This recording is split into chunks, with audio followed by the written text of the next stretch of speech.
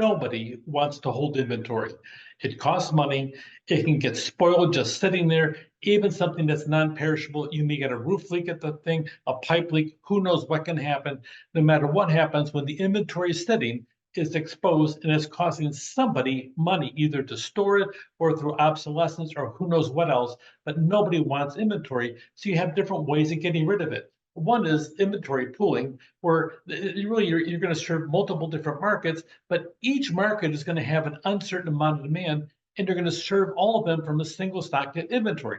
It's pretty clever. You receive the goods and you act as a distributor between multiple different markets. Sometimes competitors directly over here, you might be selling to Trader Joe's, you might be selling to Sprouts, you might also be selling at the same time to Aldi, which actually owns Trader Joe's, but they may not talk to each other, which is pretty common between those two different distribution channels. So sometimes you have that, and if you really have the same inventory level, a centralized system of this, you can have a higher service level because you have this type of inventory pooling taking place. A lot of times you want to think about the push strategy, push when things are being pushed through the supply chain. That's always to the benefit of the manufacturer, and especially if there's economies of scale, that's a lot better way of doing it. Or if there's a lot of perishables in the system, you want to have it pushing through that stuff and get those green bananas on the shelf before they turn yellow or before they turn brown in the process. You can't sell brown bananas, so you have to have the whole thing. A lot of times you're going to adopt the push-pull strategy, which is really that hybrid. You're going to be pushing some goods, other ones you're going to be pulling through and have different levels of ordering. It just depends what you're selling and how fast you need to sell it, and also your distribution change. The implications, the end consumers will see better customer service if you use that hybrid chain of the push-pull strategy, and there's more cars available to them in the process as well. The book talks a bit about the Nash equilibrium, which is really a game theory. Nash was a mathematician and came up with this equilibrium for a decision-making theorem. In other words, that a player can achieve this desired outcome by not deviating from their initial strategy. Here's the player here, and here's the player here. Pretty much in the market, this really works in the world of capitalism. That's what this is really developed for. So this one over here, if everything's over here, they keep their same strategy. If they change their strategy, boom, this happens over here, and this one over here goes down a little bit. This one will game up their strategy, and also you have this, you have it going back and forth. The end game of the Nash equilibrium is everybody's winning if you like the status quo.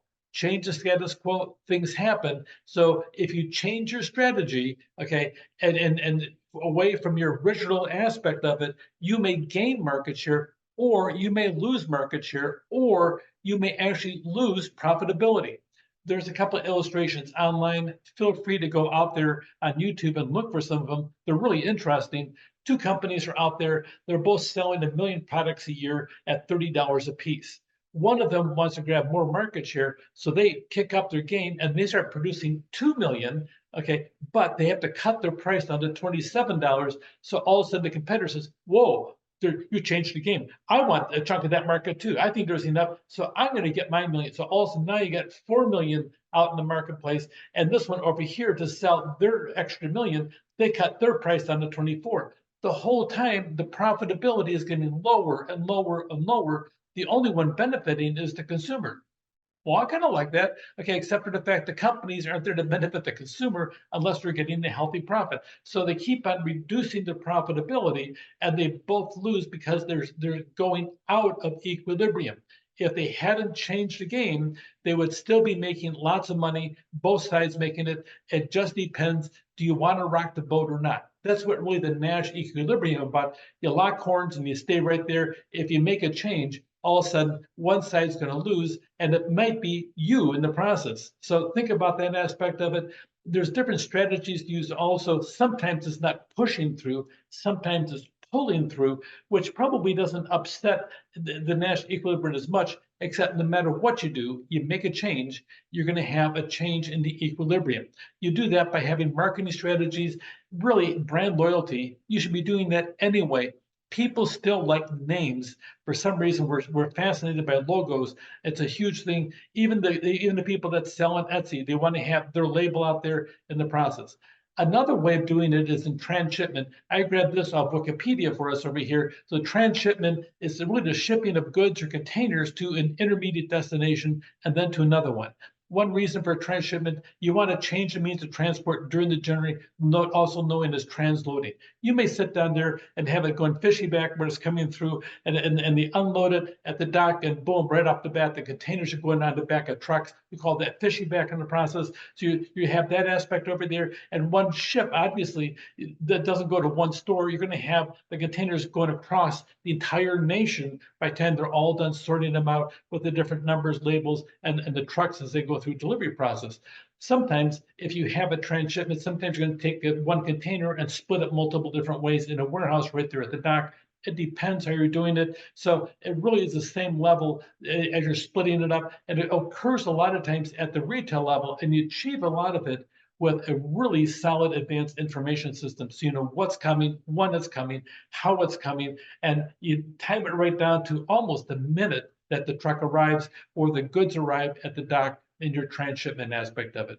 Your shipping costs all of a sudden they go from being outrageously expensive to something more reasonable, and that helps you an awful lot. Pretty much, if you're actually using a ship in the process, you have to get your goods off those docks in 3 days, or you'll be charging giant fees in the process as well.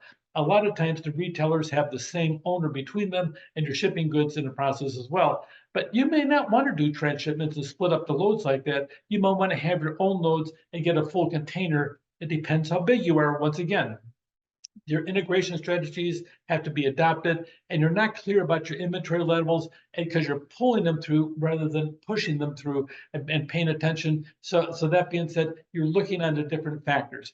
The factors really are customer demand, location, the service level you're striving for, the transportation inventory costs, and the variability on the demand, because you know that pretty much your forecasts, they really never are 100% accurate. So it's going to depend as to what you're doing.